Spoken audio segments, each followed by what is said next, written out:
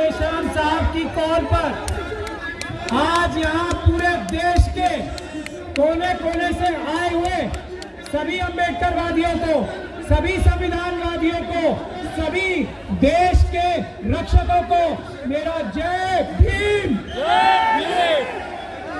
जय भारत, जय संविधान और अस्सलाम वालेकुम वरहमतुल्लाह। इस लड़ाई को आज से बहुत साल पहले ईवीएम की लड़ाई को बामन मेश्राम साहब ने शुरू किया था। सुप्रीम कोर्ट से लेकर अलग अलग हाई कोर्ट में शुरू किया था। हम लोगों का तब भी, जबकि मैं सुप्रीम कोर्ट में प्रैक्टिस करता हूं, ये मानना था कि सुप्रीम कोर्ट आरएसएस के दबाव में है, बीजेपी के दबाव में है।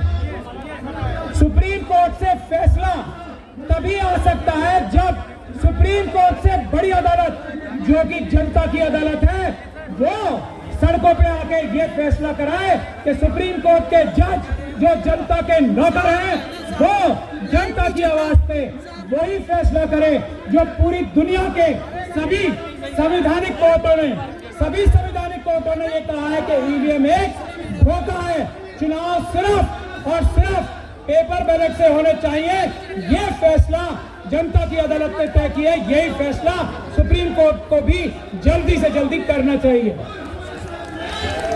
अब आज धारा 144 के बावजूद, सारे दिल्ली के बॉर्डर्स पे पुलिस के बावजूद, ये जो लाखों लोगों का जन सैलाब आया है देश के मालिकों का, ये इस बात को दिखाता है कि इस बार चुनाव और इसके बाद हर बार चुनाव ईवीएम से नहीं, पेपर बैलेट से होंगे।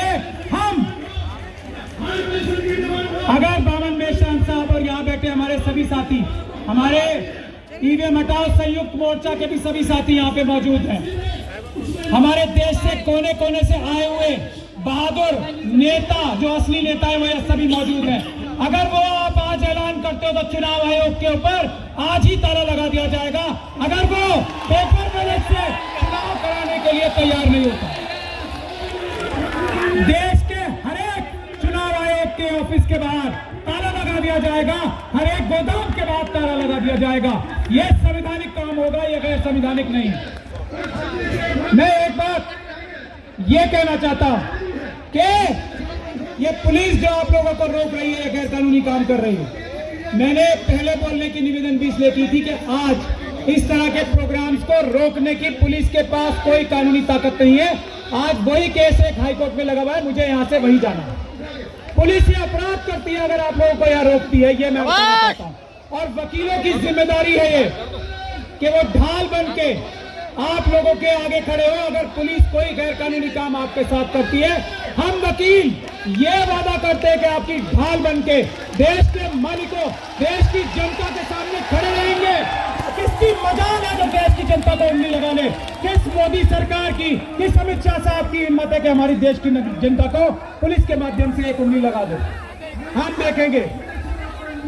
ये बात आप समझ लीजिए अच्छी से, कानून में कोई प्रावधान ऐसा नहीं है जिससे ये कहा जा सके।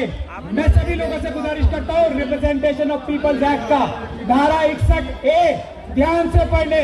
उसमें यह साफ लिखा हुआ है कि मतदान पेपर बैलेट से होंगे। हाँ, ईवीएम से भी चुनाव हो सकते हैं, ऐसा कहीं नहीं है कि ईवीएम से ही चुनाव हो सकते हैं। तो यह बहुत बड़ा झूठ आप सब लोगों के सामने लाया जा रहा है कि कानून में परिवर्तन करना पड़ेगा। किसी कानून में कोई परिवर्तन नहीं करना पड़ेगा। पेपर बैलेट से चुनाव होना भारत के संविधान में ही नहीं, भारत के कानून में जो पार्लियामेंट ने पास किया है, धारा 61A, मैं सब लोगों को बता रहा हूं, ध्यान से पढ़ लें। एक बात ये, दूसरी बात ये, हम इस बात का ओपन चैलेंज कर चुके हैं, आज तक कोई सामने नहीं आया। बामन मेश्राम साहब ने भी 20 बार किया। चुनाव पेपर बैलेट से जल्दी होता है। इस चैलेंज के सामने आज तक मोदी सरकार का कोई नहीं आया हमारे सामने।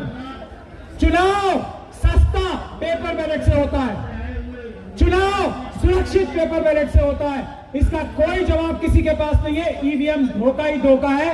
ईवीएम से चुनाव महंगा होता है, ईवीएम से चुनाव देर से होता है, और ईवीएम से सारे बैलेट पेपर्स, सारे बूथ एक साथ लूटे जा सकते हैं, ऐसा ईवीएम का धंधा है गोरखधंधा। तो हम यही कहना चाहते हैं, हमारी एक छोटी बहन डॉक्टर ऋतु भी एक लड़ाई लड़ रही है यूनिवर्सिटीज में। मैं ये चाहता हूं बामन मेश्राम साहब से भी और आप सब से भी, यूनिवर्सिटीज में भी ये ईवीएम की लड़ाई बुलंद होनी चाहिए। और उसके लिए हम लोग सब हमारे डॉक्टर ऋतु जैसे बहनों से और स्टूडेंट से कहें कि स्टूडेंट्स यूनिवर्सिटी में ताले लगा दें, क्योंकि अगर ईवीएम से चुनाव होगा तो यूनिवर्सिटियां वैसे ही बंद कर दी जाएंगी। हम स्टूडेंट से देश के आह्वान करते हैं वो करें। और मैं आखिरी 2 बातें कहकर अपनी बात खत्म करना चाहता हूं। पहली, ये हम लोगों की लड़ाई नहीं है, ये देश की जनता ने अपने ईमानदार नौकरों को, हम सबको ये आदेश दिया है कि उठो और ईवीएम को खत्म कर दो, पेपर बैलेट से चुनाव कराओ। ये देश की जनता का आह्वान है, देश की जनता का आदेश है।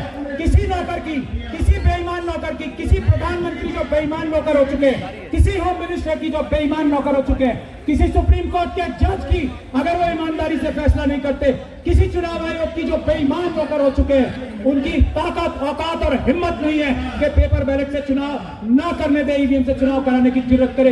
ये ऐलान करते हैं हम देश की जनता की तरफ से। दूसरी और आखिर बात, ईवीएम के खिलाफ हम भारत के संविधान और कानून के माध्यम से हम अपने खून से आसमान पर ईवीएम से आजादी लिख देंगे, क्रांति लिख देंगे। चुनाव सिर्फ पेपर बैलेट से होंगे, हम अपने खून से आसमान पर पेपर बैलेट लिख देंगे। जय भीम,